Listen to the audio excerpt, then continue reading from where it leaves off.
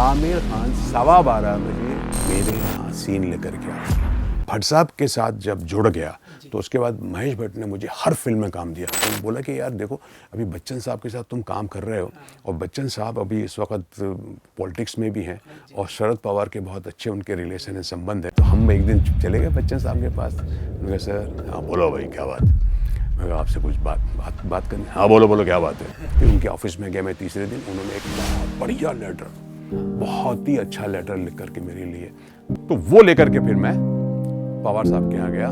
पवार साहब ने देखा और okay we will do this करके उन्होंने उसमें साइन कर दिया, क्लियर, ठीक है, और आपको एक क्रैच ऐसा दिया हुआ है और बस आप ऐसे जो है चलते हैं, बस हो गया। क्योंकि टांग में थोड़ा सा आपको ये दिखाना है। क्या करूँ मैं इसका पता बल्लू, जब मुझे गुस्सा आता है तो मैं क्या करता हूँ।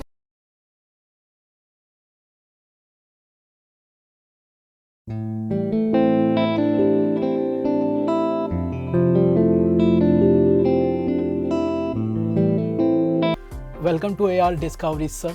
बहुत बहुत शुक्रिया आपका आना, हमसे जुड़ना, ये हमारे लिए खुशनसीबी की बात है। जितनी आपके लिए खुशनसीबी की बात है, ये समझ लीजिए कि उसका डबल बना लीजिए, उतना ही खुशनसीब मैं भी हूँ। बहुत अच्छा लग रहा है यहाँ पर आकर के, बहुत अच्छा माहौल है, बहुत अच्छा स्टूडियो है एंड बहुत अच्छा मौसम। बहुत बहुत शुक्रिया सर। सर, आपकी शुरुआत फिल्म इंडस्ट्री में एज अ एक्टर हुई है सर। सो आपने पहले से ही सोच लिया था कि आप बने ही हो एक्टिंग के लिए? नहीं, मुझे अभी ऐसा लगता है कि मैं एक्टर नहीं होता तो क्या होता, समझे। तो मुझे लगता है कि यार मैं शायद वही अपने जो मेरे फादर का जो बिजनेस था कपड़ों का, है ना, रेडीमेड गारमेंट्स का, वहीं पर दुकान में बैठा होता था, यू नो। क्योंकि पढ़ाई में तो मेरा दिल लगता नहीं था, फ्रैंकली स्पीकिंग। क्योंकि मैं तो या तो गेम खेलता था, फुटबॉल खेलता था, क्रिकेट, हॉकी खेलता था या एक्टिंग करता था, तो उसके अलावा मुझे कुछ नहीं आता। यहाँ तक कि मैं अपने जब से I started my acting career से मेरा मतलब है कि एक्टिंग करना, स्टेज पे कुछ बोलना करना, 6th स्टैंडर्ड का जब मैं था तब से ही मैंने शुरू कर दिया था। हाँ, तो मुझे फिल्में देखने का बहुत शौक था, फिल्में देखता था, खुद ही मैं अपनी स्क्रिप्ट लिखता था और खुद मैं एक्ट भी करता था, उसको डायरेक्ट भी करता था और सबको इकट्ठा करके के मैं जो है एक टोली बनाता था। और उस वक्त सबसे बड़ा प्रॉब्लम ये था कि हमारे यहाँ को एजुकेशन नहीं था, यू नो, सेपरेशन था। मतलब कि गर्ल्स के स्कूल अलग था, बॉयज़ स्कूल अलग थे, तो हमको लड़कियाँ नहीं मिलती थी। और मैं तो ऐसी जगह से आया हूँ जहाँ पर कि लड़कियाँ सर झुका करके स्कूल जाती थी और सर झुका कर वापस आती थी। उनको ये नहीं मालूम होता था कि हम कहाँ जा रहे हैं, कैसे जा रहे हैं, रास्ते से कि बाजू में कौन है, कौन आ रहा है, कौन जा रहा है। तो इतनी शर्माया और इतना पर्दा था और इतनी मतलब वो सारी चीज़ें थी। तो हम फिर वो अपने स्कूल में जब कोई ऐसा किरदार होता था जो लड़की का है, किसी को हीरोइन तो चाहिए ना, अच्छा बिना उसके तो होता नहीं है। तो फिर हम ऐसे कुछ ऐसे लड़के अच्छे दिखने वाले, चिकने से उनको हम पटाते थे, है ना, और उसको किसी तरह उनको लड़की बनाते थे। और उसके लिए काफ़ी खर्चा होता था। तो हम थोड़ा सा इधर उधर से लेकर के उसको कहीं चॉकलेट दे रहे हैं, जलेबी खिला रहे हैं, ये कर रहे हैं। इस तरह से मैं फिर वो एक टीम बनाता था और फिर मैं वो उसको परफॉर्म करते थे हम लोग। तो ये मेरा शौक़ था और एक तरह से समझ लीजिए कि बस एक्टिंग करना है। तो और उसके लिए मुझे थोड़े छोटे इनाम भी उस वक्त मिला करते थे, 5 रुपये, 10 रुपये, 11 रुपये, इस तरह के इनाम मिला करते थे। सर, आपका जन्म कहाँ हुआ और अब कहाँ से है? एक्चुअली ना, मध्य प्रदेश में एक छोटी सी जगह है, एक ज़िला है बालाघाट। बालाघाट ज़िले से अगर हम थोड़ा सा अंदर इंटीरियर में जाएंगे, नेशनल पार्क की तरफ, कान्हा जिसको बोलते हैं, तो वहाँ पर एक बैहर करके एक जगह है, वहाँ का मैं रहने वाला हूँ। बहुत इंटीरियर है। और जब मैं वहाँ से यहाँ आया था बॉम्बे, तो अब ये समझ लीजिए कि बहुत मुश्किल था आना। मतलब मैंने सोचा नहीं था कि मैं आ जाऊँगा, बट किस्मत तो अल्लाह ने मेरा साथ दिया, मेरे बड़े भाई ने मेरा साथ दिया। और क्योंकि मेरे प्रोफेसर्स, मेरे लेक्चरर जो थे कॉलेज के, स्कूल के, सब यही कहा करते थे, यार तुम यहाँ तुम निकल जाओ यहाँ से, तुम कहीं चले जाओ। मैंने कहा कहाँ जाऊँ भाई? बोले या तो तुम मुंबई जाओ या पूना जाओ, इस तरह जाओ, वहाँ है तुम्हारा स्कोप, यहाँ पे कुछ नहीं है। तो सभी लोग खुश थे क्योंकि मैं ऐसा खो जाता था एक्टिंग में हर तरह से, तो उनको लगता था कि नहीं यार, इसको एक्टर ही बनना चाहिए और चले। सो सर, आपका पहला ब्रेक किसने दिया सर आपको? देखिए, मैं ब्रेक अगर बोलेंगे बड़ा ब्रेक तो महेश भट्ट साहब ने जी। वैसे मैं स्ट्रगल कर रहा था। मेरा सबसे बड़ा मैं क्रेडिट जिसको देता हूँ वो है थिएटर। जी हाँ, तो मेरे एक गाइड करने वाले थे मेरे, हम उनको दादा बोला करते थे, वो स्टेट बैंक में काम करते थे, मिस्टर सुरेश जरकर, वो इस दुनिया में नहीं है। तो उन्होंने मेरा बहुत सपोर्ट किया और उन्होंने कहा कि अगर मुंबई जा रहे हो तो थिएटर ज़रूर ज्वाइन करना। तो मैंने थिएटर ज्वाइन किया, IPTA, Indian People's Theatre Association, Bharatiya Jan नाट्य संघ, और ये 1942 में स्टार्ट हुआ था। इसमें बहुत, आप देखिए, बलराज साहनी, उत्पल दत्त, ए.के. हंगल, कैफी आज़मी, शबाना आज़मी, फारूक शेख, यूनुस परवेज, इस तरह के लोग, भरत कपूर, राकेश बेदी, आज की डेट में सुधीर पांडे, अंजन श्रीवास्तव, ये सब जो हैं इप्टा के कलाकार हैं। और डायरेक्टर लाइक रमेश तलवार, एम.एस. सत्यू, तो सिंह साहब हमारे, अरन सिंह, तो ये सारे लोग जो है ना, ये इप्टा की देन है। और इन लोगों ने अपना जीवन, अपनी ज़िंदगी थिएटर के लिए दे दी। और ये मूवमेंट हुआ करता तो बड़े अच्छे अच्छे नाटक होते थे, तो मैं ऐसे ही ज्वाइन कर लिया। मैंने ज्वाइन कर लिया, तब वैसी एक रीडिंग हो रही थी, तो मेरे पास भी वो आई कि भाई तुम भी पढ़ो, रीड करो। तुम, जब नया नया था, तो मैंने जब रीडिंग किया तो डायरेक्टर को अच्छा लगा, तो उन्होंने मेरे को रोल दिया। सो सर, थिएटर और सिनेमा में क्या अंतर है सर? मैं आपको बताऊं कि थिएटर जो है आपके बिल्कुल नज़दीक से, आपके बिल्कुल करीब है। ये समझ लीजिए कि लाइव है वो। अच्छा। वो ज़िंदगी है। अच्छा। तब हम ये जहाँ पे मैं परफॉर्म कर रहा हूँ, और ये सामने जिस तरह से ये लोग यहाँ पे बैठे हुए हैं, ये ऑडियंस बैठी हुई है, और आपको परफॉर्म करना है, यू नो। और वहाँ पर आपको, वहाँ रीटेक नहीं है। हालांकि रिहर्सल होती है 10 दिन, 15 दिन, 1 महीना, कभी लंबा प्ले, बड़ा प्ले हो गया तो 1.5 महीना, 2 महीना, और उसके बाद फिर हम लोग परफॉर्म करते हैं। लेकिन जब एक बार स्टेज में चले जाते हैं आप, तो यू आर द बॉस, वहाँ कोई नहीं है, वहाँ आपको परफॉर्म करना है। फिल्म में कैमरे के सामने आपको बहुत चांसेस हैं ये कि आप अगर डायलॉग भूल गए तो रीटेक हो जाएगा, या कुछ और प्रॉब्लम हो गया तो रीटेक हो जाएगा, फिर से हो जाएगा, 1 बार नहीं 2 बार 10 बार कर सकते हैं आप। लेकिन थिएटर में आप नहीं। तो आप बताइए कि कौन सा प्लेटफॉर्म ज़्यादा इम्पोर्टेंस है, जो आपको मजबूत बनाता है। तो थिएटर जो है ना, it gives you you know एक कॉन्फिडेंस लेवल। आप जो भी थिएटर का आर्टिस्ट होगा ना, उसको इतना कॉन्फिडेंस हो जाएगा ना, तो फिर वो प्रॉब्लम नहीं होगा कभी। इसलिए हमको, जब हम वहाँ थिएटर से निकलते थे, हमको छोटे छोटे रोल मिलते थे।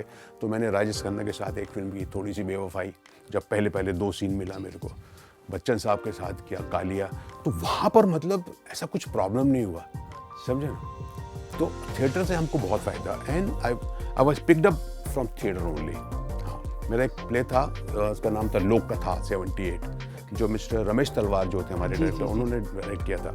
मुझे नहीं मालूम, वो प्ले देखने के लिए आए थे सलीम साहब, सलमान साहब के फादर। जी। वो आए थे प्ले देखने, and he liked my performance, and उन्होंने मेरे डायरेक्टर को बोला होगा, हु इज़ दैट एक्टर। तो मेरे डायरेक्टर ने मुझे बोला, रमेश जी ने किया, वो सलीम साहब आए थे प्ले देखने, उनको बहुत अच्छा लगा, आप उनसे, वो बोल रहे थे कि उनको भेजना मेरे पास। एंड आई वेंट देयर, मैं मिला उनसे, बहुत खुश हुए, वो मुझे अपने घर पे अंदर लेके आए, और उन्होंने मुझे कहा कि मैं एक फिल्म लेकर रहा हूँ महेश भट्ट के लिए, आप मुझसे मिलते रहना का। And one day when I went to, वो मुझे कहा, अच्छा वो तुम आ गए, मैंने महेश भट्ट से तुम्हारे लिए बात की है, और इस तरह से मैं महेश भट्ट कैंप में घुसा। और जब मैं भट्ट साहब के साथ जब जुड़ गया, तो उसके बाद महेश भट्ट ने मुझे हर फिल्म में काम दिया।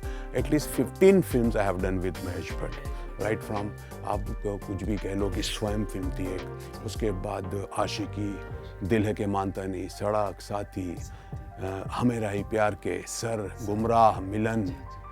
सर, आपने थोड़ी सी बेवफाई से भी पहले एक फिल्म थी, अल्बर्ट पिंडो को गुस्सा क्यों आता है, या ये सारे ये जो फिल्में थी, ये भट्ट साहब से मिलने के पहले की थी, जब मैं स्ट्रगल किया करता था।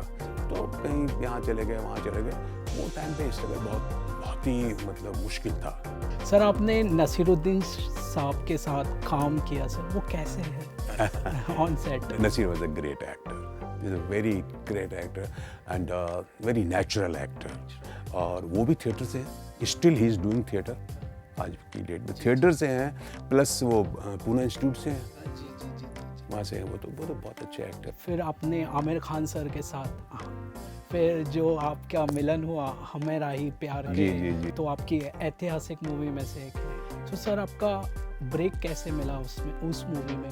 वो किरदार बहुत ही एकदम ही यूनिक कैरेक्टर था सर। देखिए ये film the film was directed by Mahesh Bhatt, right.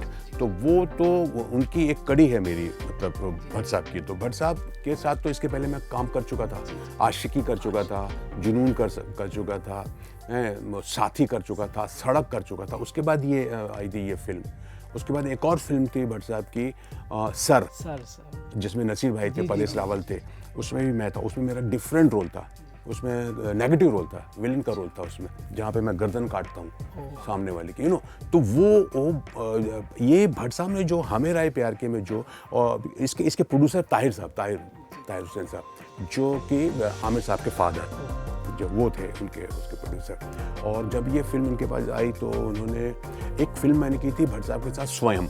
उसमें मैंने एक गारमेंट का जो होता है मालिक होता है, ओनर होता है, जिसके पास कुछ मशीनें होती हैं और वहाँ का जो मैनेजर होता है, उसका काम किया। तो वो रोल देख करके उन्होंने मुझे हमें राय प्यार के में, क्योंकि हमें राय प्यार के में जो एक रोल मैंने जो किया था, वो एक गारमेंट की फैक्ट्री है जहाँ पर कि मतलब वो कपड़े बनते हैं, ये सब सिलाई होती है, तो वहाँ का मैनेजर था वो, जो जापान रिटर्न होता है। Sir Aamir Khan sir on stage कैसे है सर? अरे कमाल है वो आमिर खान। सबसे बड़ी बात ये है कि देखिए आज इसीलिए उनको मिस्टर परफेक्ट कहते हैं, बिकॉज उसका रीज़न ये है कि वो आदमी जो भी फिल्म करता है, जो भी, एक तो क्या है कि उसकी खासियत ये है कि एक टाइम पे एक फिल्म करता है, ये बहुत बड़ी बात। आप देखिए जितने भी स्टार्स होते हैं, और उस वक्त के जो स्टार थे पहले के, तो एक एक टाइम पे 8-8, 10-10 फिल्में उनके पास होती थी।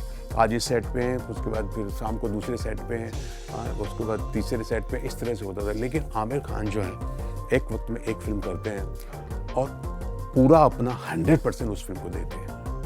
और सर एक किस्सा और था आमिर खान सर के साथ आपका, अकेले हम और अकेले तुम के दौरान सर वो सर आपके पास आए थे, वो क्या रीज़न? या वो तो बहुत कमाल, इसीलिए नहीं, वो इस किस्से से आपको ये पता चलेगा, किस्सा नहीं, ये तो हकीकत है, इस बात से, इस हादसे से आपको ये पता चलेगा कि how serious he is in his work.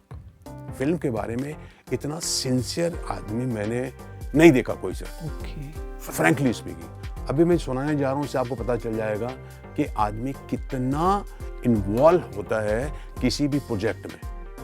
और बीइंग ए स्टार, मतलब तब तक तो आमिर साहब जो, तो वो हैविंग अ लेगेसी, तो बहुत बड़े स्टार हो चुके थे तब तक, बहुत अच्छी फिल्में उन्होंने बता दिया था, इतनी उन्होंने। तो हुआ ये था कि अकेले हम अकेले तुम में ये एक कोर्ट रूम ड्रामा है पूरा, जहाँ पर कि केस चला, जहाँ पर दोनों का सेपरेशन हो गया है, आमिर का और मनीषा का। और मनीषा के एडवोकेट थे परेश रावल, और आमिर के एडवोकेट मैं था। तो ये हम शूटिंग कर रहे थे फेमस में, सेट लगा हुआ था। तो जब मेरा एक पॉइंट आया था जहाँ मैं जिरा करता हूँ अपने आमिर के साइड में, उसके फेवर में, तो वो कोई एक पॉइंट था जो कि आमिर को पसंद नहीं आया। अच्छा। को लगा, और वो सीन उसका था ही नहीं आमिर का। अच्छा। वो सीन मेरा ही था, जहाँ मैं जिरा कर रहा हूँ, जहाँ मैं आर्गूमेंट कर रहा हूँ जज के सामने, और इसके क्रॉस एग्जामिनेशन जो होता है परेश रावल मनीषा के आगे। तो वो कोई एक पॉइंट था जो आमिर ने रोक दिया। और डायरेक्टर मंसूर खान को बोला कि यार मंसूर एक मिनट, ये पॉइंट मुझे अच्छा नहीं लग रहा है, इट्स अ प्रॉब्लम। तो वो रुक गई, शूटिंग रुक गई थोड़ी देर के लिए, एक आधे पौने घंटे के लिए। तो वो शॉट रुक गया और आपस में सब डिस्कस करने, क्या हो सकता है, ऐसा। पर किसी के तो समझ में नहीं आया। जिसने भी जो पॉइंट रखा उसने कहा नहीं ऐसा। फिर राइटर को फ़ोन किया गया कि भाई ऐसा हो। तो राइटर भी कहीं बिजी था, तो उसने भी बोला यार अभी मैं कहीं और कुछ काम कर रहा हूँ, बिजी हूँ, देखते हुए शाम को बात करते हैं। तो मंसूर साहब ने कहा है यार शूट तो करने दे, ये जो है सीन इसको तो शूट करने दे, नहीं तो अपने पास कोई सीन नहीं है, यही सीन है एक आज शूट करने के लिए। तो उसने कहा ठीक है। तो उसने कहा चलो शूट कर लो आप। तो उन्होंने शूट कर लिया। 6-6:30 बजे पैकअप हुआ। वहाँ से हम लोग निकल के अपने अपने घरों को चले गए। 8 बजे करीब मुझे एक फ़ोन आया। तो मैंने उठाया, है ना, हेलो। बोले मैं साहब ड्राइवर बोल रहा हूँ आमिर साहब का, तो आमिर साहब आपसे बात करना चाहते हैं। मैंने कहा अच्छा दो। तो उन्होंने आमिर साहब बोले मुश्ताक साहब कैसे हैं? हमने कहा बढ़िया। घर पहुँच गए। मैंने कहा हाँ। कितने बजे सोते हैं आप? मैंने कहा यार कोई 10:30-11 बजे तक सो जाएंगे, कल सुबह 9 बजे की शूट है अपना साथ में। नहीं मुझे मालूम है कल। तो क्या है, मैं आपको ये बताना चाह रहा था कि वो जो पॉइंट हमारे पास जो हम लोग डिस्कस कर रहे थे वो एक एग्जैक्ट पॉइंट मिल गया है, बहुत अच्छा पॉइंट मिल गया है। तो we are working on that point और राइटर मेरे साथ हैं, तो हम लोग उस सीन लिख रहे हैं अभी। तो मैंने कहा अच्छी बात है, कल मिलते हैं। बोले नहीं, बोले मैं चाहता हूँ कि वो सीन जो है आप आज देख लें रात में, वो सीन को 1-2 बार पढ़ लें, फिर सुबह आप आएंगे तो आप ले। तो मैंने कहा ठीक है, आप लोग लिख लो। आप एक काम करो कि जब सीन लिख लें आप, तो आप उसको ड्राइवर को दो फ़ोन, मैं अपना एड्रेस समझा देता हूँ, वो सीन लेके आ जाएगा। तो बोले ठीक है। तो ड्राइवर को उन्होंने दिया, ड्राइवर को मैंने अपना पूरा एड्रेस दिखा दिया। उस वक्त मैं 4 बंगले के 1 BHK में रहा, 1 BHK भी नहीं था, सॉरी, कोई छोटा सा, बहुत छोटा फ्लैट था मेरा, मॉडल टाउन 4 बंगले में, और मेरी बीवी और मेरा एक छोटा बच्चा, तब की बात है। तो फिर मैंने कहा ठीक है, मैंने खाना वाना खाया और उसके बाद सो गया। मैं देखा 10:30 बज गया, 11 बज गया, 11:30 बज गया। अब मैंने कहा कहाँ आएगा, अब कल ही मिलेंगे, कल ही होगी। तो 11:30 पौने 11 बजे मैं अपना सो गया। 12:10 पे मेरे नॉक हुई डोर पे, डॉक्टर। अरे मैंने कहा सर ड्राइवर आ गया है, देख लेता हूँ। मैंने दरवाज़ा खोला, ड्राइवर सामने खड़ा था। तो मैंने कहा लाओ सीन दे दो। तो उसके हाथ में कुछ नहीं था। तो मैंने कहा सीन दो। अरे बोले साहब नीचे आए। आमिर खान 12:15 बजे मेरे यहाँ सीन लेकर के आए। मैंने क्या बात कर रहे? अरे मैंने थोड़ा कपड़े चेंज किए। मैंने कहा यार आमिर क्या करूँ। मेरी भाई बोली क्या हुआ? नहीं कुछ नहीं, मैंने तो सोया। वो सो गए थे सब, बच्चा और ये सब सो गए। मैं नीचे उतर, मैंने कहा आमिर यार अब सब बच्चे सो गए, आप। अरे नहीं ऊपर नहीं। तो उसी गेट में जो लैंप पोस्ट होता है, वो लाइट के नीचे ही उसने कहा देखो हमने सीन लिख लिया। वहाँ पर उस आदमी ने मुझे सीन पूरा पढ़ के सुनाया, पूरा खुद सुन के। बोले, मैंने कहा यार कमाल, बहुत मेहनत की, बहुत अच्छा सीन लगा। मैंने कहा मेरे बहुत अच्छा सीन, इसलिए मैं आया था। तब तक मतलब सोसाइटी में सब लोगों ने थोड़ी खिड़कियाँ खोल रही हैं, किसी एक बालकनी में कोई है, कोई आमिर। मैंने कहा देख रहा था वहाँ से, कोई बात नहीं, सबको उसने हाई किया, ऐसा किया वैसा किया। और उसके बाद पूरा सीन समझा करके मुझे क्या कि ये सीन कैसा लगा। मैंने कहा बहुत अच्छा सीन है। तो मैं ये चाहता था कि आप, मैंने कहा इसको 1 नहीं 2 बार 3 बार पढ़ूंगा मैं, तभी सोऊंगा, यू डोंट वरी अबाउट। तो 2-2.5 पेज का वो सीन था। इस तरह से वो राइटर के साथ आए हुए थे और उसके बाद फिर अपनी गाड़ी में बैठे वो चले गए। तो he is a man of work and perfection. क्या यार, ऐसी हर फिल्म में मैंने उनके साथ कम से कम 4-5 फिल्में की हैं। दिल है के मानता नहीं वो किया मैंने, मन एक और फिल्म थी वो मैंने किया। तो इज ए टोटल मतलब वर्कोलिक और बहुत मन लगेगा। और ये खास बात ये है कि वो ये नहीं है कि मतलब सीन में मतलब एज ए हीरो मतलब वो जो है तो वो वही दिखेगा। नो वो देखते हैं कि यार ये थोड़ा कमज़ोर हो रहा है या ये, तो वो हेल्प बहुत करता है, को आर्टिस्ट की बहुत हेल्प करता है कि ऐसा कर लो, इसको ऐसा कर लो। सर आपने घर की बात की है, तो इस पे भी एक किस्सा है जहां आप Amitabh Bachchan sir during that time sir member of parliament थे, फिर आपने कुछ चिट्ठी लिखी। सर वो किस्सा क्या था? वो तो क्या हुआ कि मैं शादी हुई मेरी 86 में। उसके बाद घर तो था नहीं यहाँ पर, हम तो किराए के उसमें रहते थे, हमें कुछ मालूम भी नहीं है। तो बच्चन साहब के साथ मैं फिल्म कर रहा था। बच्चन साहब के साथ मैंने कुछ 4-5 फिल्में की है। मैं आज़ाद हूँ, मृत्युदाता, मेजर साहब, कालिया, ये सब फिल्में मैंने उनके साथ की हैं। तो मेरे एक दोस्त ने, मसूद अख्तर साहब, उन्होंने मुझे बताया यार तुम बच्चन साहब के साथ काम कर रहे हो, है ना। और वहाँ पे एक सीएम कोटे का वो एक होता है सर, एक कोटा होता है, सीएम कोटा उसको बोलते हैं, जो 10% होता है। मतलब जो भी मतलब बिल्डर जो बिल्डिंग बनाता है ना, अगर 100 फ्लैट उसमें बने तो 10 फ्लैट जो है ना वो सीएम को देता है, वो सीएम के रेट के साथ। अगर वो फ्लैट का अगर सपोज 20 लाख की कीमत है तो वो आप हमको 5 लाख में मिल जाएगा। तो इस तरह का एक कोटा होता है जो दिया जाता है आर्टिस्टों को, कलाकारों को, खिलाड़ियों को, फ्रीडम फाइटर्स को, आर्मी पर्सन, इस तरह का है वो सीएम कोटे का होता है वो। तो लेकिन वो उसको पाने के लिए मतलब बहुत लोग लगे रहते हैं, तो ये बहुत मुश्किल से मिलता है वो। लेकिन अगर आपके पास कोई अच्छा मतलब सोर्स है जो डायरेक्ट मतलब सीएम से अगर जिसका हो, तो हमें दोस्तों ने बोला कि यार देखो अभी बच्चन साहब के साथ तुम काम कर रहे हो और बच्चन साहब अभी इस वक्त पॉलिटिक्स में भी हैं और शरद पवार के बहुत अच्छे उनके रिलेशन है, संबंध है, तो उनसे बोलो ना। तो हम एक दिन चले गए बच्चन साहब के पास। सर हाँ बोलो भाई क्या बात है। मैं कहा आपसे कुछ बात करनी। हाँ बोलो क्या बात है। तो मैंने कहा सर ऐसा है, आई जस्ट गॉट। और उसके पहले एक फिल्म की शूटिंग चल रही थी, तो हम अपनी वाइफ को भी लेके गए थे जब वो शादी हुई थी, तो हमारा फोटो भी किए थे, बताए भी थे कि जैसे as you know sir I just got married and I don't have accommodation and this तो there is a quota, CM quota 10% का है, तो वो अगर आप थोड़ा सा लेटर वेटर लिख देंगे शरद जी को, पवार साहब को, तो हमको थोड़ा सा I know that you just give me a letter, you don't have this accommodation all that and you कब से रिसाइडिंग है आपका यहाँ पे बम्बई में, महाराष्ट्र में। मैंने कहा सर 12-15 साल हो गए करीब। तो ठीक है वो कर दीजिए और मुझे एक लेटर दीजिए, then I will give you a letter and you just go to meet mister Sharad Pawar. तो उन्होंने मुझे, फिर उनके ऑफिस में गया मैं तीसरे दिन, उन्होंने एक बहुत बढ़िया लेटर, बहुत ही अच्छा लेटर लिख करके मेरे लिए पवार साहब के लिए दिया कि I know Mushtaq Khan very well, it's a very good actor and this is basically theatre artist and he doesn't have accommodation and all. तो वो लेकर के फिर मैं पवार साहब के यहाँ गया, पवार साहब ने देखा और okay we will do this करके उन्होंने उसमें साइन कर दिया and I got that flat. और उसके बाद वो आज भी है सर? जी हाँ बिल्कुल है, बहुत बड़ी बात है सर। आपने जब स्ट्रगल के दौरान, जब अकोमोडेशन की शादी हो गई रिसेंटली, अकोमोडेशन के लिए घर नहीं है, बहुत बड़ी बात है सर कि जो सपोर्ट होता है, जो वाइफ का रोल बहुत ही इम्पोर्टेंट है। सो आज जो फील्ड ऑफ थॉट्स चल रहा है सर, डाइवोर्स है ये, क्योंकि एक एक्सपेक्टेशंस होती है कि सामने वाला पैसे वाला हो, इसीलिए शादी हो रही है। तो सर आप उस टाइम पे तो कलाकार थे, तो उस टाइम का सिनारियो कैसा था सर?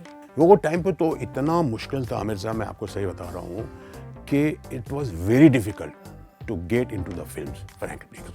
आज की डेट में, आज की जो जनरेशन है, they are very lucky, lot of things. आज क्या क्या नहीं है, आज शॉर्ट फिल्म है, आज सीरियल्स हैं, आज वेब सीरीज है, फिल्म्स हैं और बहुत सारी चीज़ें हैं। आप देखिए ना, आप YouTube उठा के देख लीजिए, आप पॉडकास्ट बन रहा है, ये बन रहा है, वो बन रहा है, रील्स बन रही हैं अपने आप। वो टाइम पे, हमारे टाइम पे नहीं था, हमारे टाइम पे सिर्फ और सिर्फ फिल्म्स थी, ओनली फिल्म्स, और बाकी थिएटर था। तो हम थिएटर करते थे और सबको बुलाते थे, मतलब डायरेक्टर। तो मैं आपको बताऊं, जब हम लोग निकलते थे स्ट्रगल के लिए, स्ट्रगल होता था। आज की डेट में मुझे नहीं लगता कि आज के आने वाले कलाकार स्ट्रगल कर रहे हैं ऐसे जैसे हमने स्ट्रगल किया है। ऑफिस टू ऑफिस, बड़े बड़े ऑफिस हुआ करते थे, एयर कंडीशन मार्केट, फेमस सिने बिल्डिंग, या इस तरह से नाज सिनेमा, यहाँ पर ये गढ़ होते जहाँ पर कि प्रोड्यूसर डायरेक्टर्स के ऑफिसेस होते थे, वहाँ हम लोग जाते थे। बड़ी मुश्किल से हमको एंट्री मिलती थी प्रोड्यूसर के यहाँ जाने की। तो वो जो उनका ऑफिस बॉय होता है, उनको पटा करके, यार प्लीज़ यार थोड़ा मिलने दो। और मैं आपको बता रहा हूँ, जब बड़ी मुश्किल से किसी तरह प्रोड्यूसर या डायरेक्टर के केबिन में उनसे मुलाकात होती थी, तो अब ये समझ लीजिए आमिर साहब कि मतलब ऐसे हम लोग, ऐसा जैसे कि मतलब होता है ना, जैसे कि यार पता नहीं कैसे बोलेंगे कि हमको एक्टिंग करना है। शर्म आती थी, क्योंकि मतलब अब हर एक का बचा आ गए सब। तो ये होता था कि अब जैसे गए हम, तो बोला सर वो बहुत दिनों से आ रहा, तो मिल लीजिए सर। बोले चलो भेजो यार उसको। तो इस तरह से वो हम जाते थे। हाँ बोलिए। तो वो ऐसे जोर से बोलते थे, हम और भी डर जाते थे जी। वो हाँ, अरे बोलो भाई क्या बात है यार, और भी बहुत सारे काम है। तो जी वो मैं क्या एक्टर, ओहो एक्टर। तो फिर वो बाजू में जो कोई उनके बैठा रहता दोस्त प्रोड्यूसर का, वो अरे यार हर किसी को एक्टिंग करना है, बताओ सब एक्टर बनना है? कोई राइटर नहीं, कोई डायरेक्टर नहीं, कोई फोटोग्राफर नहीं, कोई इस तरह का मतलब जो ह्यूमिलेशन होता था बहुत। हाँ, और हर कोई ये कहता था ठीक है देखते हैं अभी आना, 2-3 महीने के बाद। कोई तो बोलता था नेक्स्ट ईयर। तो इस तरह का जो है ना, वो ये था चैलेंजेस। तो बड़ा मुश्किल था वो दौर। और मैं अकेला नहीं, वो उस वक्त हमारे साथ जितने भी थे उन्होंने बहुत स्ट्रगल किया। सर जो सिनेमा है जो 90s से अब तक का कैसे इवॉल्व हुआ, को एक पॉजिटिव और कुछ नेगेटिव बता सकते? नहीं, पॉजिटिव भी है, नेगेटिव भी है। नेगेटिव तो ये हो गया कि अब सिनेमा ऐसा इतना ज़्यादा कॉमर्शियल हो गया है, मतलब बहुत ज़्यादा कॉमर्शियल हो गया। और ख़ास करके एक्टर्स भी जितने भी हैं वो बहुत ज़्यादा कॉमर्शियल हो गए। तो हम उस वक्त जब हम फिल्में किया करते थे तो बहुत एक एटमॉस्फेयर होता था, एक फैमिली एटमॉस्फेयर होता था। हम लोग आपस में मिलते थे, खूब बातें करते थे, रात में फिर मिलते थे, पार्टीज़ होती थी, पार्टीज़ में जाया करते थे, और आउटडोर शूटिंग होती थी तो कहे यार कौन कौन है, सब मिलते थे, एक साथ बैठ के खाना खाते थे।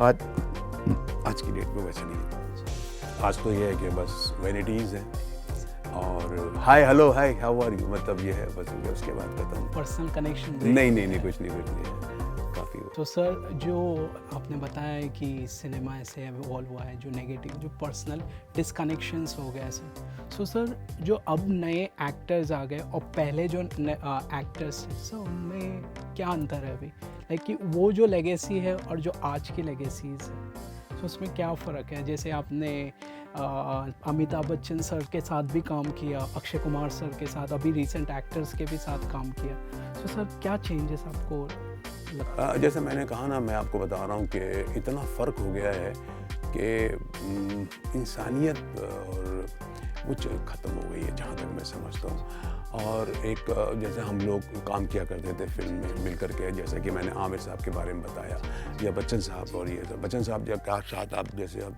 हम लोग काम, हमको ऐसा लगता था अरे यार बच्चन साहब कैसा करेंगे, कैसे डायलॉग बोलेंगे, वो ऐसा कुछ नहीं, मतलब वो आपको इतना इजी बना देते थे, इतना इजी, मतलब कि जो बच्चन साहब, हमको तो मालूम ही नहीं था कि बच्चन साहब ने मेरे 2-3 प्लेस देख लिया आकर के जया जी के साथ, और जब उनके साथ मैं गया तो you are very good actor यार, I have seen your place, पता चला अरे बच्चन साहब प्ले देख के हमारे गए हुए हैं।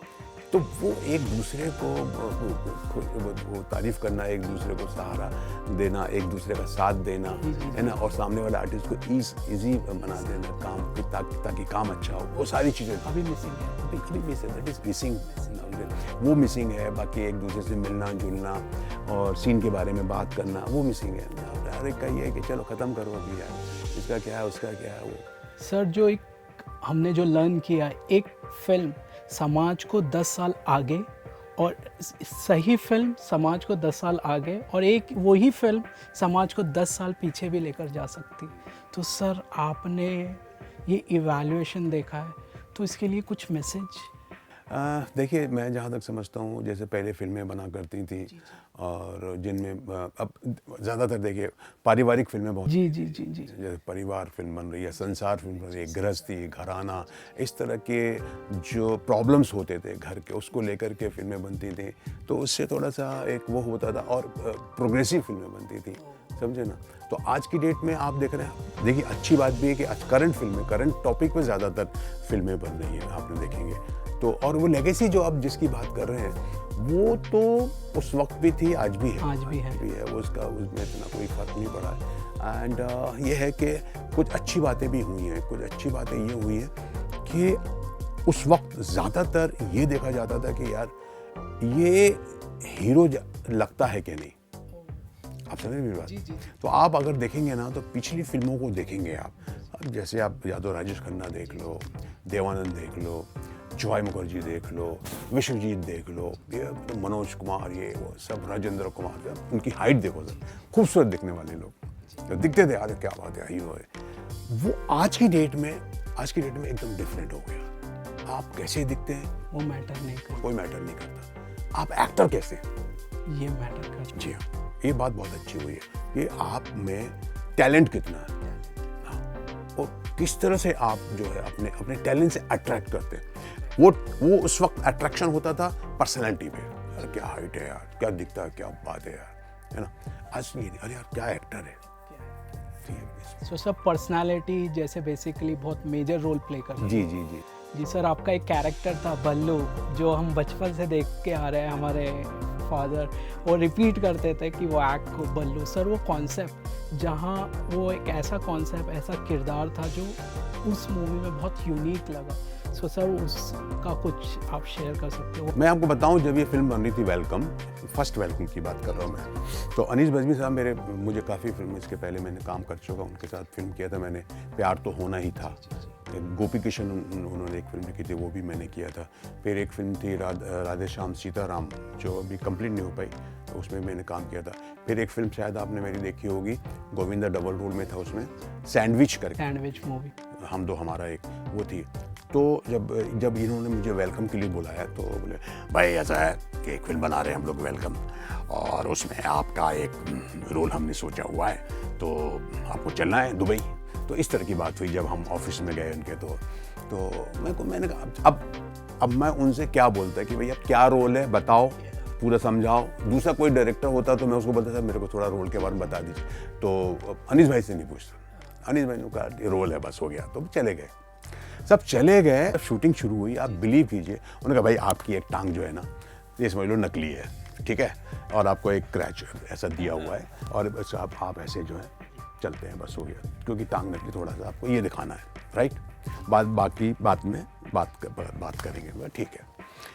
7 डेज, 7वां दिन हो गया फिल्म का जब शूट, और मैं ऐसे खड़ा हूँ, मतलब इनके सीन चल रहे हैं, अक्षय कुमार के, नाना पाटेकर के, और कैटरीना के, और ये तुम्हारे से अनिल कपूर के, और आई एम स्टैंडिंग। मैंने कहा यार मैं कर क्या रहा हूँ इसमें, मैं परेशान हो गया। फिर एक दिन मैंने अनिल भाई को पकड़ लिया, अनिल भाई मैं रात में सो नहीं पा रहा हूँ। क्या हो गया भाई? अरे मैंने कहा मैं 7 दिन हो गए मैं खड़ा हूँ। अरे चलो यार, आएगा रोल आएगा, मेरे दिमाग में है। अरे मैंने कहा कब आएगा, 7 दिन हो गए। तो क्या ये बड़ी फिल्मों का क्या होता है सर, एक सीन जो है ना बड़ी मुश्किल से पूरा होता है, समझे। हम लोगों ने 90 डेज शूट किया एक फिल्म के लिए, 65 days, 90 days, 110 days, character actor, बाकी तो आप सोच लो कितनी शूटिंग चलती होगी उनकी। तो बड़ी फिल्मों में थोड़ा सा आराम से होता है। तो हमने कहा चलो ठीक है देखते हैं। तो फिर जिस दिन ये पहला सीन मेरा हुआ, जब मुझे डायलॉग्स मिले, तो उस दिन मतलब मेरी समझ में आया कि यार ठीक ठाक है, मतलब मामला ऐसा लग रहा है कि, क्योंकि वो जो सीन की हमने किया जहाँ पे नाना पाटेकर को गुस्सा आता है, ये लोग फेक गैंगस्टर होते हैं, गुंडे होते हैं, और किस तरह से वो बोलता है कि अगर उसको गुस्सा आता है ना, तो वो क्या करता है, तो वो बताता है कि बता बल्लू, तो फिर वो बल्लू जो वो लाइन हो जाए प्लीज। अरे वो तो बहुत ऐसा है कि अब वो कैटरीना कैफ को इश्क हो गया है अक्षय कुमार से, और वो उससे शादी करना चाहती है। तो वो ठीक है जो बाहर मिलता जब, लेकिन जब अक्षय कुमार को पता चलता है कि यार इसका भाई तो गैंगस्टर है, गुंडा है, ये लोग तो मतलब ये लोग तो लूट मार करते हैं, लोगों को परेशान करते हैं। अरे बात, और मैं तो शरीफ आदमी हूँ, तो वो थोड़ा पीछे हटता है। लेकिन जब नाना पाटेकर को मानो, वो बहन बोलती है कि नहीं मैं इसे प्यार करती हूँ और शादी भी इसी से करूँगी, और जब नाना पाटेकर को पता चलता है कि यार ये तो पीछे हट रहा है, मतलब ये गड़बड़ है मामला, उसको बुलाता है वो, तो बोला उसको लेके आया, और सीन ऐसा कुछ था जहाँ वो उसको ये बताना चाहता है, डराना चाहता है कि बेटा अगर तूने मेरी बहन से शादी नहीं की, या इसी तरह कि जिसको भी डराना है, जिसको भी धमकाना है, एक खौफ दिलाना है कि हम क्या कर सकते हैं, तो वो मुझे बोलता है। तो सीन यही था जहाँ होता है क्या करूँ मैं इसका, बता बल्लू, जब मुझे गुस्सा आता है तो मैं क्या करता हूँ। And he started. मेरी एक टांग नकली है, मैं हॉकी का बहुत बड़ा खिलाड़ी था। एक दिन उदय भाई के लिए मेरे मुंह से कुछ गलत निकल गया, तो उदय भाई ने मेरी हॉकी स्टिक से मेरी टांग के 2 टुकड़े कर दिए, लेकिन बिल्कुल बहुत अच्छे, फौरन अस्पताल लेके गए, ऑपरेशन करवाया, नई टांग लगवाई, घर तक छोड़ने आए, बीवी के लिए साड़ी, बच्चों के लिए खिलौने, बहुत सारी चीज़। बस ये इस तरह का जो मेरे को याद था मैंने बोल दिया। तो उससे ये होता है, ये सीन में जहाँ प्रॉब्लम्स होते हैं वहाँ पर आता है, बता बल्लू, वो बल्लू शुरू हो जाता है, मेरी एक टांग नकली, मैं हॉकी वाला, तो एकदम तोते की तरह होता। तो जब ये हुआ तो अनीस भाई ने बोला कैसा बोलोगे इसको, कैसे इसको परफॉर्म करोगे। तो मैंने कहा सर ये एकदम मेरे को ऐसा लगता है कि एक जस्ट लाइक रिकॉर्डेड, जैसे तोता बोलते हैं ना, उस तरह से तोता रट मार देते हैं इसको, तभी अच्छा बनेगा ये। तो उन्होंने कहा चलो ठीक है, तो वो मैंने करके दिखाया तो उनको अच्छा लगा। बहुत यूनिक किस्सा है। या बट मैं आपको फ्रेंकली मैं बता रहा हूँ आपको, मैं क्या, कोई भी आर्टिस्ट जब भी काम करता है तो इतना अंदाज़ा नहीं होता है कि ये कितना क्लिक करेगा, कितना लोगों को पसंद करेगा। लेकिन मैंने नहीं सोचा था कि ये कैरेक्टर इतना ज़्यादा लोगों को पसंद आएगा। आमिर साहब, सबसे बड़ी बात क्या होती है कि आपने जो भी फिल्म की है उसका फिल्म का हिट होना ज़रूरी होता है। जी। अदरवाइज जंगल में मोर नाचा किसने देखा, जी। समझ ना।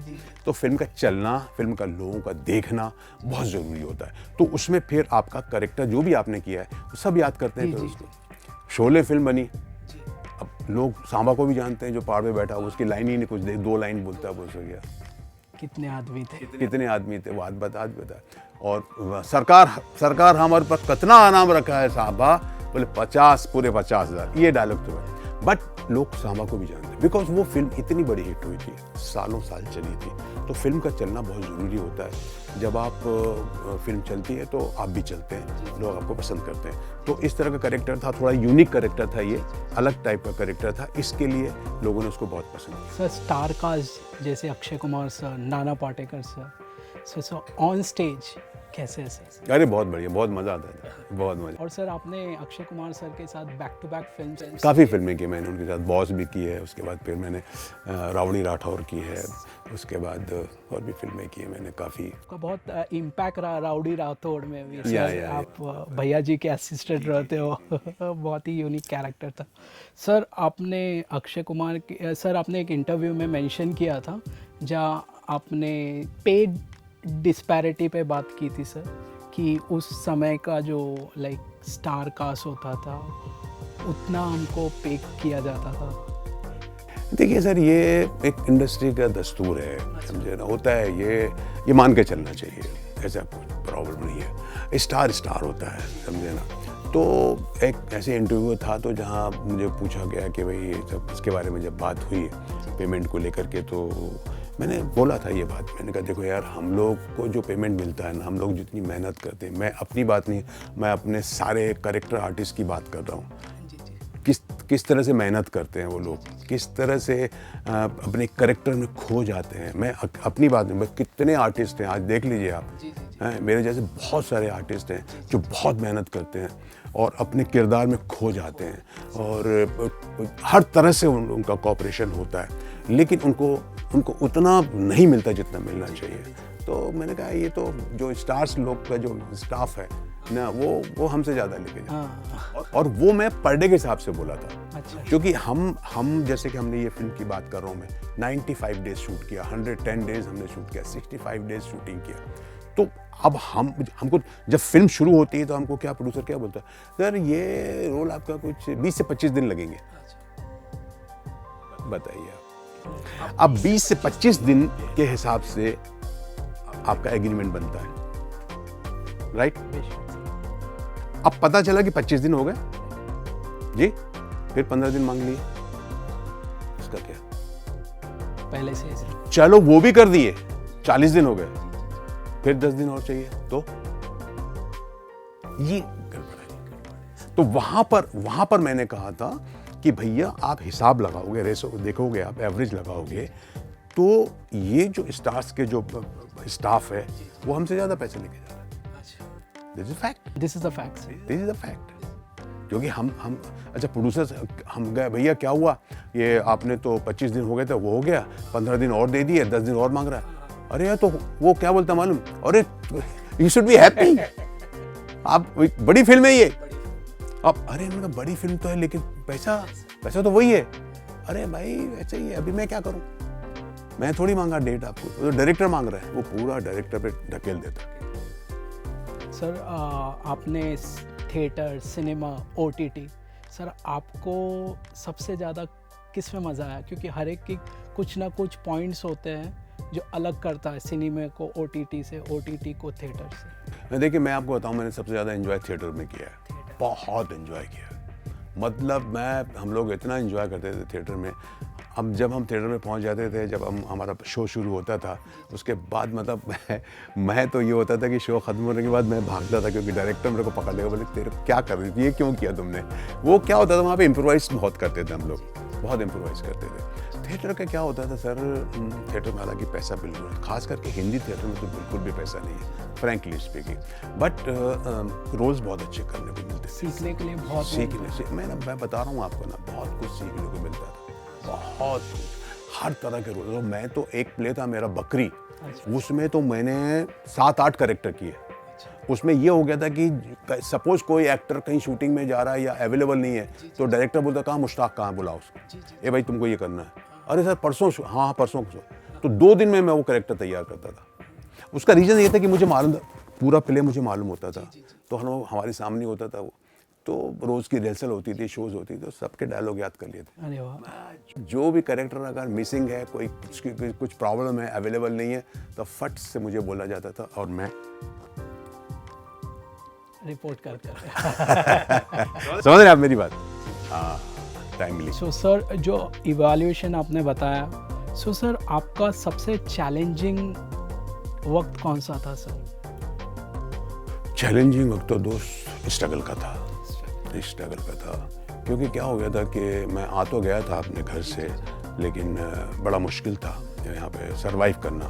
कि मुंबई में उस टाइम पे सबसे बड़ा प्रॉब्लम हैंड टू माउथ का होता है और रहने का होता है। लेकिन मेरे पर ऊपर वाले की, अल्लाह ताला की बहुत बड़ी मेहरबानी थी कि मुझे दोस्त बहुत अच्छे मिले यहाँ पर। मेरा एक दोस्त था जिसका होटल था बहुत बड़ा कालवा देवी में, केतन ठाकर, उसने बहुत सपोर्ट किया।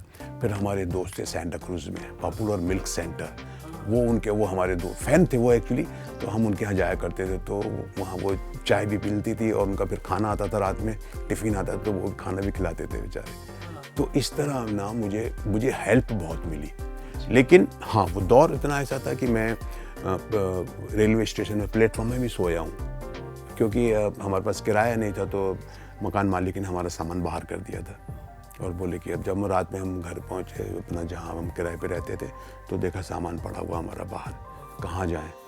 तो आए अपना, हमने कहा सामान तो यहीं रहने दो, सामान भी क्या था जो भी है। फिर प्लेटफॉर्म में आए, ट्रेन आई, लोकल ट्रेन आई, उसमें बैठ गए, वो गई चर्च गेट, फिर वहाँ से बोरीवली, हम बैठे हुए वहीं पे सोते रहे। ऐसा करते करते 8-9 जब बज गए, सुबह हो गई, तो उठ के आए। फिर अपने दोस्त को फ़ोन लगाया, उसके बाद ये वाले फ़ोन नहीं थे, लैंडलाइन फ़ोन किया, तो उसने बोला आ जाओ कोई बात नहीं। तो तकलीफ़ें हुई, सब कुछ ही, बहुत टफ टाइम भी देखा है हमने। सर आपने बहुत ही सदी के महान निर्देशकों के साथ भी काम किया, जैसे कि अनीस बाज़मी सर है और भी बहुत सारे डायरेक्टर। सर आपका चहेता डायरेक्टर कौन है सर? महेश भट्ट। क्योंकि इसलिए बोल रहा हूँ कि महेश भट्ट इसलिए बोल रहा हूँ मैं, क्योंकि जब मैं भट्ट साहब के साथ, जब सलीम साहब ने मुझे भेजा उनके पास, और जब मैं मिला कि सर ऐसा मुझे सलीम साहब ने भेजा, हाँ मुश्ताक, यस। देखो भैया, तारीफ तो बहुत की है उन्होंने आपकी, तो काम तो देना पड़ेगा ना आपको, ऐसा। अब ये मेरा भाई है, वो उधर मुकेश भट्ट, और वो मोटा जो दिख रहा ना, वो रॉबिन भट्ट, दोनों भाई हैं मेरे। उनसे मिल लो आप, वो सब प्रोडक्शन देखते हैं, वो बताएंगे आपको कब ज़रूरत पड़ेगी आपकी, ठीक है। इतनी मेरी पहली मुलाकात थी। उसके बाद फिर मेरे उस वक्त तो हमारे पास फ़ोन भी नहीं था, मेरे पास तो लैंडलाइन फ़ोन भी नहीं था। तो एक किराने की दुकान थी, वहाँ पर हम लोग उसको पैसे दे देते थे, 1 रुपये मैसेज किए, और वो जो भी हमने कहा यार फ़ोन मैसेज आ जाए तो दिखा देना। तो फिर वहाँ मुझे मैसेज आया, तो फिर मैं जब से मिल के, तो पहली फिल्म स्वयं फिल्म की थी मैंने, उसमें वहीदा रहमान जी। तब से लेकर के फिर भट्ट साहब ने मुझे छोड़ा नहीं। 15 फिल्मों में कंटिन्यू मुझे रोल दिया है, राइट फ्रॉम जैसे फिल्में बताई मैंने आपको। सर कुछ रैपिड फायर क्वेश्चंस स्टार्ट करते हैं, बता दीजिए। Best producer? बेस्ट प्रोड्यूसर बड़ा मुश्किल है। बेस्ट प्रोड्यूसर कौन भाई, क्या सोचना पड़ेगा। हैं बहुत से हैं, ऐसी बात नहीं है बट याद नहीं आ रहा, क्या करूं, बड़ा मुश्किल पड़ जाता है। क्या है कि ये हमारे थे ताहिर साहब, हाँ, बड़े मतलब खुले दिल के थे बिल्कुल, जिनके से जो इसके प्रोड्यूसर थे अपना हमेरा ही प्यार के। जी। और sir best director? Best director Mahesh Bhatt में बोला जी। Best actor? बेस्ट एक्टर मेरे लिए थे संजीव कुमार साहब। जब आपका ऐसा कोई किरदार है सर जो बहुत ही चैलेंजिंग रहा और कट किया गया हो या रीटेक्स हुए हो? मेरा